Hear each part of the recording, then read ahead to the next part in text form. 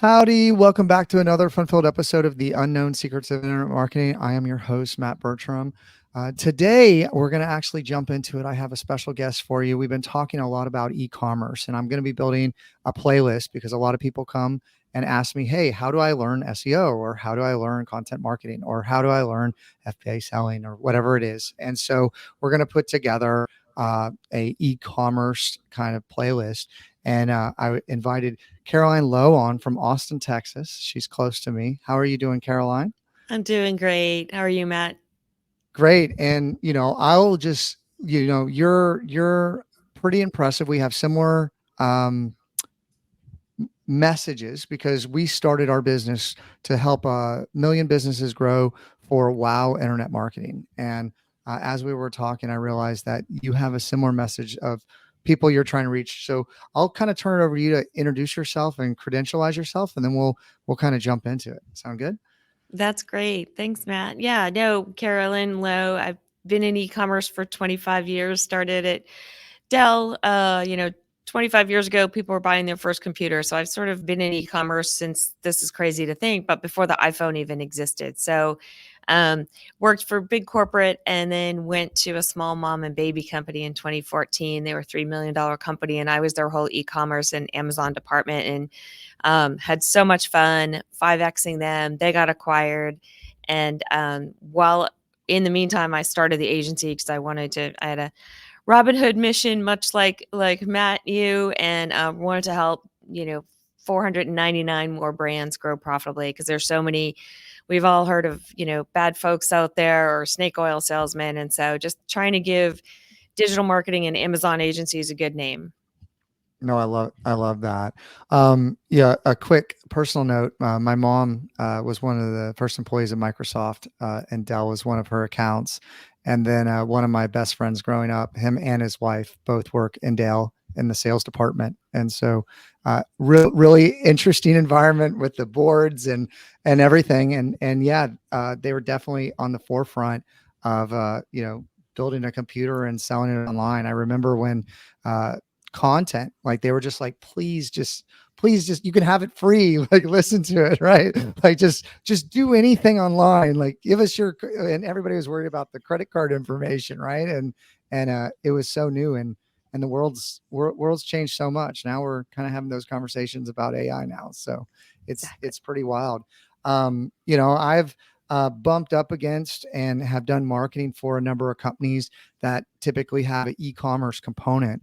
Also, as the listeners know that have been listening a long time, my co-host has a supplement company, and we've helped grow his personal brand and sell supplements online, and go through the process of building a call center and support and shipping, as well as manufacturing. So I've been right there along him, and he's now and the two other partners doing that full time. So they've left me to run the agency, and that's kind of what I've been doing. He's also the founder of this podcast over 12 years ago. So he's kind of passed the torch to me in some ways, and so I'm excited to continue to expand the education in the area of e-commerce. I don't personally have a product that I'm doing that, and so Chris was kind of my resident subject matter expert for clients that came in from an e-commerce standpoint. So I would love to kind of talk with you for people that and I think I told you in the pre-interview too. I did an interview with one of the programmers over at Google, and he was really talking about, this was pre-COVID, that everyone needs to have a cart on their website. Everyone needs to look at how to streamline their process on a website, and needing to have an e-commerce component. And then COVID hits, and then everybody is scrambling. I had a MMA company that had to shut down, right? Because MMA is pretty, your face pretty close to each other. And they had a ton of traffic online, and they were looking at, okay, we start some e-courses and stuff like that. But then they're like, hey, we have like 100,000 people that are coming to our site every month. Can we like sell meat? Can we sell courses? Can we sell all kinds of stuff? And so there was really this transformation of people that were maybe in a service-based business, productizing those services, trying to sell those online, as well as building the e-commerce component. So it wasn't like a direct to response or direct to consumer environment. But since that point, that's expanded, that's grown, and then you're seeing just like hymns, for example, direct to consumer, just blowing up online. I've seen T-shirt companies, and you got a TikTok store, you got Instagram store.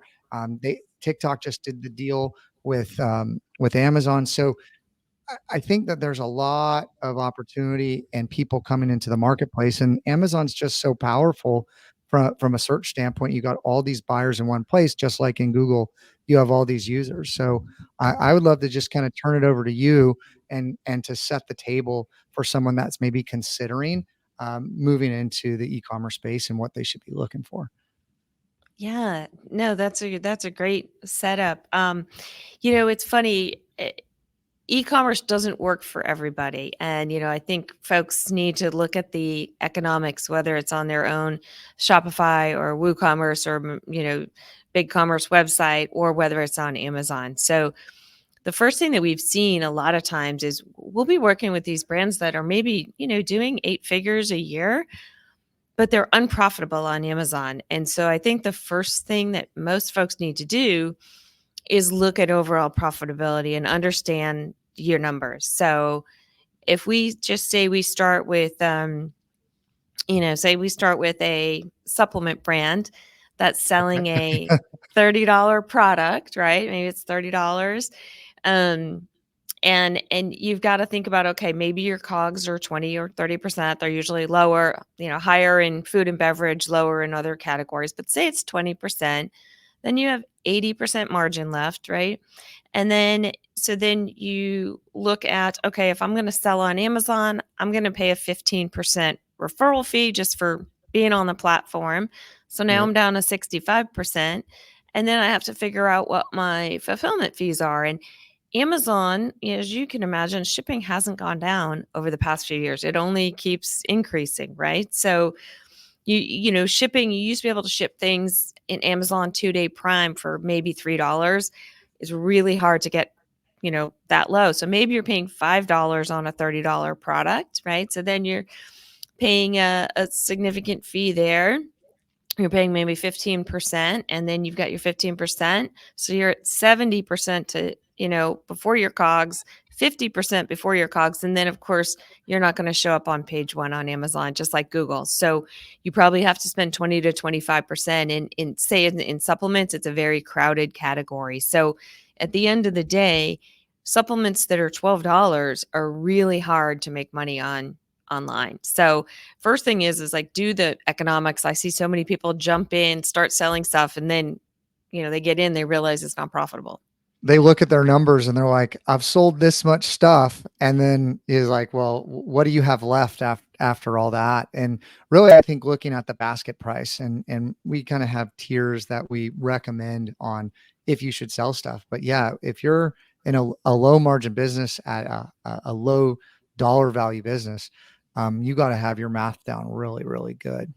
Yeah, and we worked with a natural cleaning brand, and we look at even SKU level economics. So which products are making money, which ones aren't.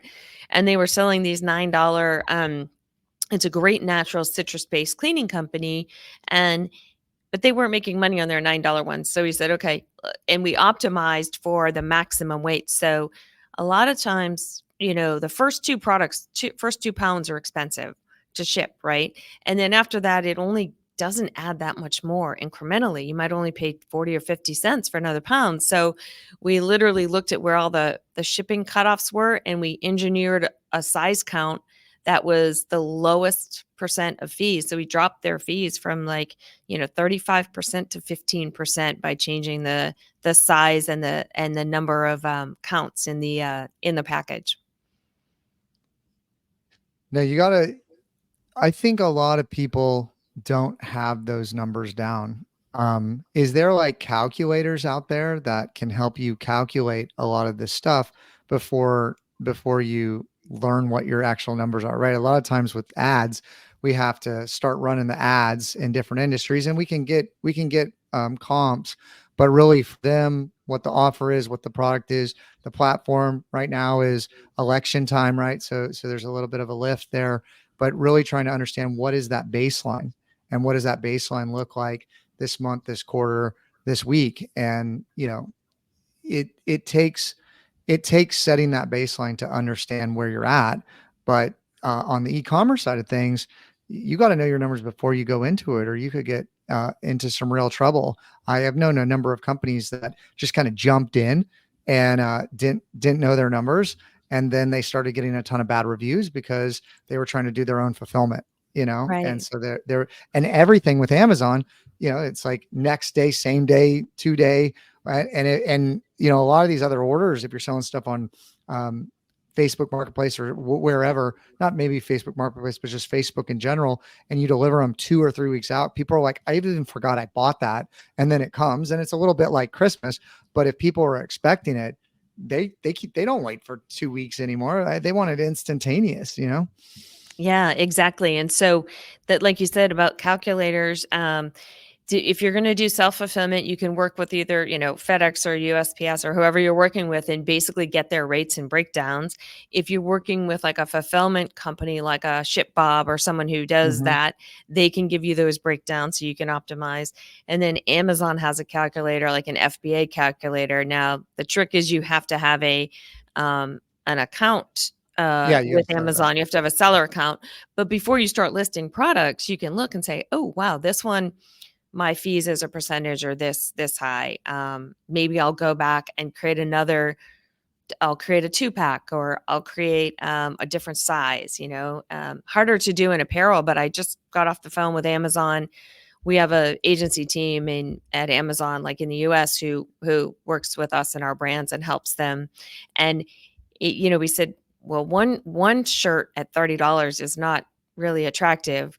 A 3-pack at $89, your fees, are significantly reduced by like 20 to 30%. So you've still got a 15% fee regardless, but the shipping fees go down a lot.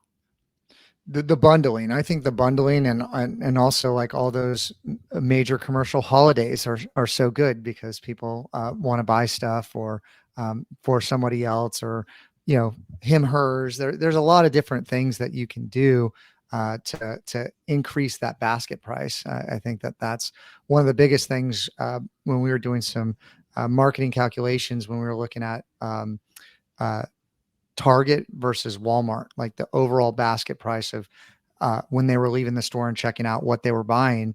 And Target, the dollar value, it was less items, but it was a higher dollar value.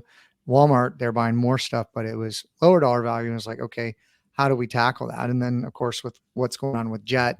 And I just saw actually a Walmart delivery vehicle that looked very similar to the Amazon delivery vehicles on our street this week. It was pretty wild.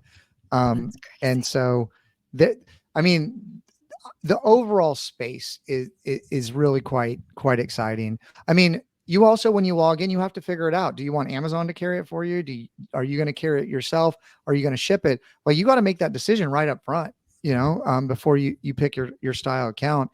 And then also there's kind of, and I'll let you get into this, but depending on what things that you sell, you may want different accounts for different things, right? You might not want to, when people look at your store, you might not want to sell everything under the sun. You might want to specialize in a certain kind of category. And then there's a lot of the copycat sellers, right? That there's certain products that they can buy, and there's good margins, and you can look at the data, and then you can sell that. But you're now competing basically with the same item, uh, really on price or reviews versus somebody else and visibility. And so how do you handle, well, that's a whole, I think, different business than working with specific brands. So I don't know, how do you categorize it when someone's coming to you and looking to do XYZ, from consulting to delivery of services? Yeah. So when you do set up your account, you can flip back and forth between merchant fulfilled and Amazon fulfilled. So if you run out of stock, we a lot of times we'll flip it over to merchant fulfilled because maybe Amazon is slow. Amazon right now is very slow in receiving stuff. So if you typically keep 4 weeks of inventory, right now you want to be sending more in when it's down to 6 weeks because they are Hmm. extremely slow. Stuff is taking forever to be received in the fulfillment centers. It's only going to get worse as we get closer to the holidays. So that's like one thing to know is you can definitely flip back and forth. But as far as with brands, I think the biggest thing is one of the things we've seen is that we've got I just tore my calf playing tennis last Oh week. no. And so I immediately went online and I ordered a knee sleeve, like a calf sleeve from one of our clients because it was amazing. I couldn't walk at all and I put this Uh-huh. compression sleeve on my calf and lo and behold I could walk within 24 hours. So it was life-changing. But they are a premium price. And so the way we've been able to grow them like 30%, the 300% since we took them on is really just telling that story. So like people don't realize how important those images and videos are. Like they put up pretty pictures, but they're not converting images. Same thing on your website, right? You might have a pretty product detail page, but it doesn't convert. So we actually did this with a bunch of brands. With one beauty brand, we looked and their conversion rate was only 4%. And on Amazon, 2 to 3% is good on your Shopify site, right? If you're not a high consumable product. But 10 to 15 is where you want to be minimum on Amazon if you're not a consumable product. And theirs was at 4. So we Mm. redid their product page and their conversion went from 4 to 12%. So we tripled their conversion rate. They didn't pay them Amazon any more money in ads. They didn't pay them any more money in anything. We just all the people that were coming there, we told the story better through images about why you should buy this brand and why you will love it. And it tripled their conversion. I've really seen that on the brand positioning side of things, on the videos, on the quality of the images, right? Even going back to those copycat sellers, some of them have better images of what it does and how it communicates it, and then you're looking at that with the reviews, and that's one of the big things that I see happening is there are brands that are now expanding on different media channels, and Amazon is so big. There's so many customers out there. You could add a book or you could add a product, and now you're reaching more customers in a new channel that helps kind of make your brand more three-dimensional across different platforms. And if you are an online brand, I mean, Amazon's where everybody lives, and it does come down to the value proposition that you're showing and the storytelling that you're providing. And I would love for you to speak to also, there's two things that I've recently heard about. One client is a outdoor like patio furniture company that I work with, and Amazon called her with a special program where it's like helping to ship to a local area, so utilizing the traffic online to ship there. And then there's also I have some buddies that are doing like product reviews, and they're like creating like influencer stores on Amazon to say, hey, I like these products, buy these products, and they get like a referral fee out of it. And so there's this whole ecosystem. I mean, it's crazy to think that when we were talking about kind of pre-internet, he had a vision of like rare books that people are going to buy a couple times a year, and I'm going to own that market. That's kind of how Silicon Valley does. They're like, I'm going to own this market. I'm going to add a new market, add a new market. And he's added like every single market. And now it's like the biggest marketplace online, where to your point, the conversion rates are so much higher because they're all buyers looking for that product, right? So it's really like when you walk into a car lot, I mean, you're in the market to buy a car if you're walking onto a car lot. You don't just like go look at a car lot. So I think that's the same thing with Amazon. Maybe they're not like, oh, I'm going to buy right now, but they're still thinking about it. They're in this decision phase at some point, and or even discovery of whatever they're looking for. But I mean, yeah, people are looking to buy, and you got to tell that story better.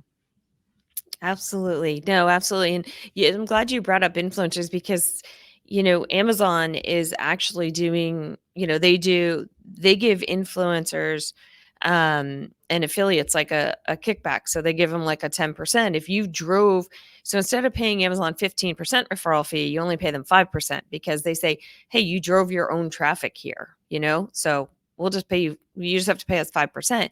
So there's these whole different platforms. There's a really good one that we like called Levanta, and they have aggregated. It's almost like a Grin or an Aspire like type Okay. affiliate platform, but it's only for Amazon. So, for example, there was a guy on our team who he was a basic he had 25,000 Instagram followers. He would do flop shots over his sister or through his minivan or whatever. I mean, crazy stuff. And and he can just basically say all these golf brands can go find him and say, "Hey, would you use our golf balls?" He's got 30,000 followers. He gets like 2,000 engagements on every post. He makes a video of him doing a flop shot through his minivan with the doors open. I mean, and so now this platform puts it together. They find all the influencers, they find all the brands, and the brand can literally just go on and say, I want these 7 people. And instead of driving them back to their website, they drive them to Amazon. So it's almost a wash because you pay you pay the affiliate 10%. Amazon gives you a 10% discount. You're just paying a few $100 to use the platform each month. So I think it's brilliant. And we see in certain categories it drives a ton. Like, for example, our knee sleeve, calf sleeve brand, like Novak Djokovic wore it in a major, and their Amazon sales like shot through the roof. So Influencer placements, absolutely. Yeah, no, I think that is what I've seen. Even the trends online, there's landing bylines and guest posts and stuff like that. I think that's really moved to influencers and moved to social media, and there's been really a broadening of people are only on Google for such a short period of time. I think a lot of people don't know this, but the reason they set up Google like Chrome and gave all that away was to track your usage, because you're only on a search engine for whatever it is till you find what you're looking for. They don't really have any other kind of data, and Facebook was getting all this other kind of data that they could utilize and monetize and do those different things. And I mean, can you speak to maybe TikTok has actually hired 2 of my friends recently, and TikTok's mostly in the TikTok store, and there's a big deal that was just done with TikTok and Amazon. How do you see that kind of unfolding? yeah, I think it's well, I think we recently got out of digital marketing. We've grown some pretty amazing household brand names on Meta and Google. We no longer do that as of July. We went 100% all in on growing brands on Amazon because of iOS issues and privacy issues, and then TikTok and regulation and Yep. Yep. Chinese potential, US trying to force a sale or partial sale. So, but I think Amazon is smart. And I mean, this is crazy, but when Amazon bought Whole Foods, like, we saw that coming. Anybody who knows the Amazon ecosystem knows that certain things don't fit Yeah. their platform. So they couldn't their market and their delivery doesn't work for groceries, right? Doesn't work for frozen food. So they had to basically they could have gone and built it all out, or they could have just gone and bought Whole Foods, which they did. I think similar to TikTok, Amazon's like, okay, you know, Amazon surpassed Google as the number one place where people start their search, but I think the number one product discovery is becoming TikTok. So, this is crazy, but if I had to guess, I don't, if I were, I still say Bezos because it's not him anymore, but you if I was Amazon, I would seriously think about buying TikTok. They, I mean, I can see that. I can see that. I mean, when they bought Whole Foods, I did not like see it coming, but it made sense after they did it. It gave them, a foothold, like at not. I mean, there's too many grocery stores. There's too many banks. There's too many.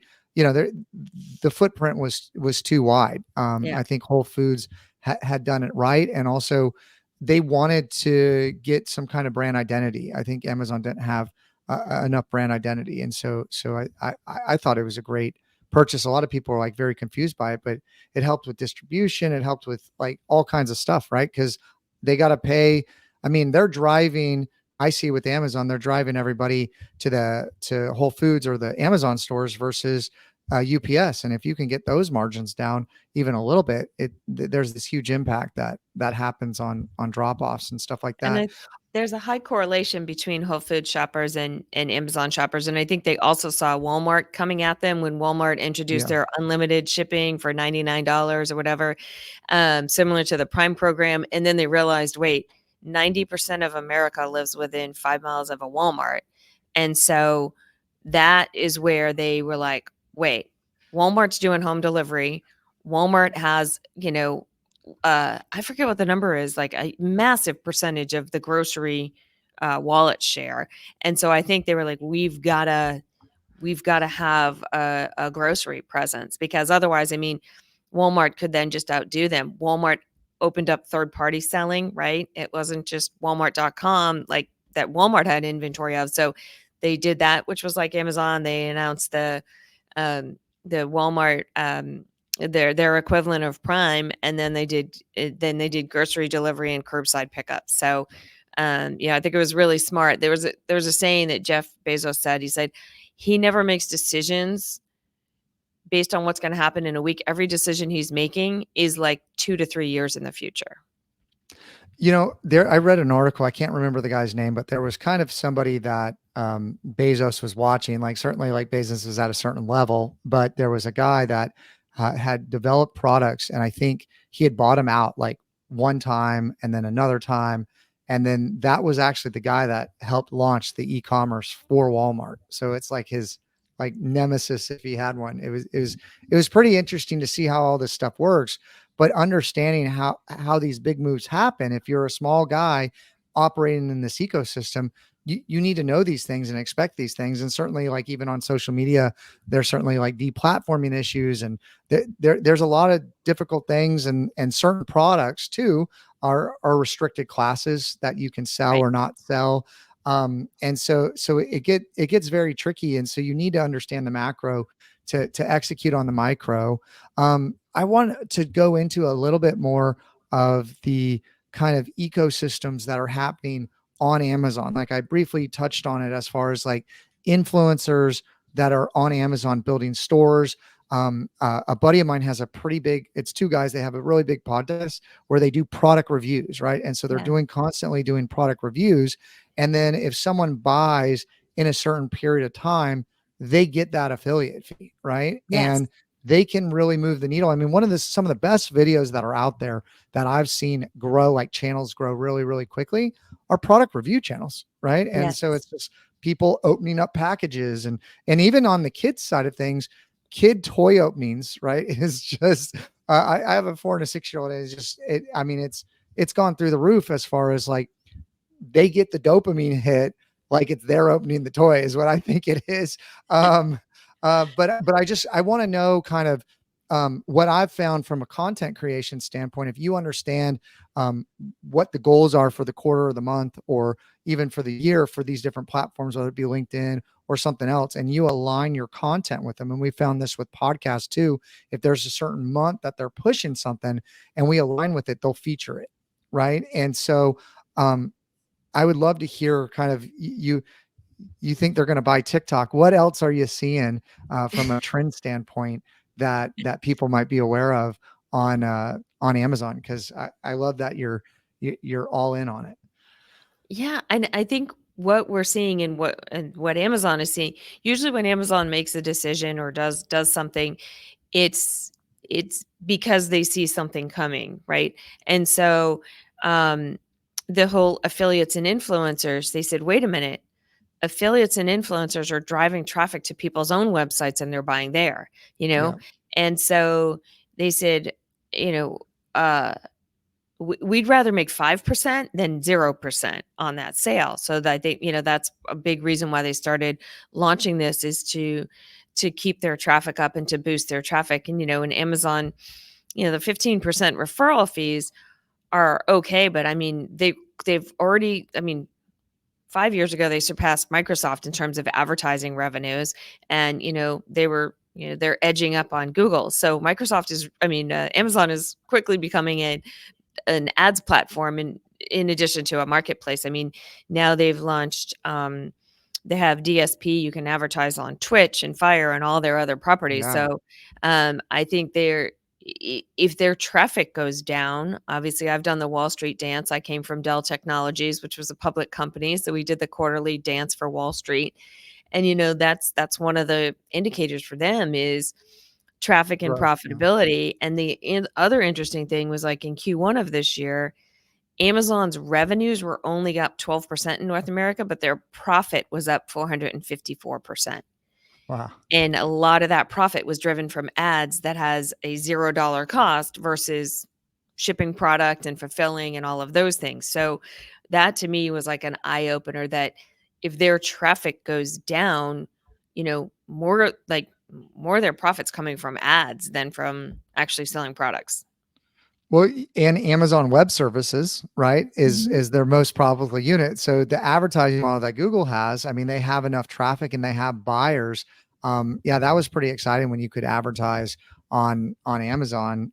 Is it correct that you don't even have, like, you can advertise whatever you want on Amazon, or is it tied specifically to a product? How? It Because I've used to I've be advertised for products, but I thought they opened it up to, like, it's just an ads platform now, basically. so on Amazon advertising, you have to drive them to a product or a store that is actually selling on Amazon. But when I first started with Amazon in 2014, we were running ads on Amazon that went to our website because it was more profitable and we didn't have to pay the fees. And then they shut that down. So you used to be able to take people off Amazon. Now they've sort of like, no, we want that. We want to keep it in our ecosystem. Um, but now you can run, you can do retargeting off Amazon. You can do DSP, so you can do a lot of display stuff on both on and off Amazon, but it still does have to lead back to an Amazon product. But Yeah. for But it some helps of build the those other brand. It ones, definitely helps build the brand. If your brand's kind of everywhere, you're getting that visibility and that sort of thing. What were we gonna say? Sorry, there's a little lag. no, same sort of thing. On some of those other off Amazon platforms, you can advertise for things that aren't sold on Amazon, but um, those off Amazon platforms are great if someone came and they went to your product page, but they didn't buy your supplement. You can then follow them around on Twitch and Fire and all the other Amazon platforms. Yeah, you can also, in addition to Fire, Netflix Yep. now has opened up. Disney Plus is about to open up. ESPN's about to open up. You can obviously Prime Not Video. Yeah, like Hulu's kind of changed over to the Disney Plus platform. And so I think we're just in the golden era of advertising. And I think that there's going to be a resurgence of branding, especially with like AI. I think a lot of people, at least what I've seen currently right now, they're using the same large language models. And so the ads are looking very similar. If people are even social media posts, people are just grabbing stuff and posting it. And so people are looking for that creativity. People are looking for that differentiation. And so I think that that's the biggest thing that I think you hit on is like, really, what is your brand doing? What is that value proposition? How are you communicating that over anybody else? And if you have buyers all lined up, ready to buy, why are you different? Why should they buy from you versus somebody else? Um, we're getting a little close on time here, but I wanted to talk a little bit about, okay, if someone's made the commitment to say, okay, like I've been trying to do this Amazon stuff myself, and I have a product that I believe would do great on Amazon. It just hasn't happened yet. And I need some help. Like, what are the things they need to be looking for? What are the things they need to be doing? And yes, of course, they need to call Caroline. But what are the other things that they should be looking about or even be prepared when they meet with you? Because there's a lot of crunch in the numbers that you really have to do when you advertise on Amazon. Yeah. So I think, like you said, it's important to know that. And just if you've got a $25 or higher product, you've got decent margins. The other big thing is making sure there's a market for it, right, Matt? Like we had a brand come to us that was doing like $60,000 a month on their like best selling SKU, and they were number one, and number two was only doing 20,000 a month. And I was like, there's not a lot of market share to go get. This isn't a big Yeah. category. So the first thing we do is we look at how big the category is. Like just like you would do with SEO keyword research, right? Like Yeah. you're not going to try and build a page on something nobody's looking for. And so very similar is like, okay, first make sure you can be profitable. Second, make sure that you have a market. And then third, you know, like people will contact us and we refer out 30% of the business, or if they're just getting going, we have teams at Amazon we can get them hooked up with that give them a year's worth of free help so they do it correctly Mm. as they're launching. So and we also have something on our website like 7 questions to ask your agency before you hire them. So those things I think will all sort of keep brands from, you know, making a bad decision when they're trying to get going on Amazon. And so one of the questions that I forgot to mention it to you prior, so I'm gonna put you on the spot a little bit, but you've been dropping all kinds of little golden advice throughout this pod is what are the unknown secrets, right? What are the unknown secrets? What's a unknown secret of digital marketing as it relates to Amazon in your mind that people aren't utilizing enough? 100% that people go straight to ads. There's like millions of ads companies. Everyone has an Amazon ad tech, right? There was a big Amazon conference here in Austin this week called Unboxed, and you know, you couldn't walk downtown and not run into somebody that had an Amazon ads platform, right? And but I think too many people, the hidden secret is your organic page. Like people ignore that and they go straight to ads. So it's just like your website. 2 ways to get more sales on your websites: more traffic or higher conversion.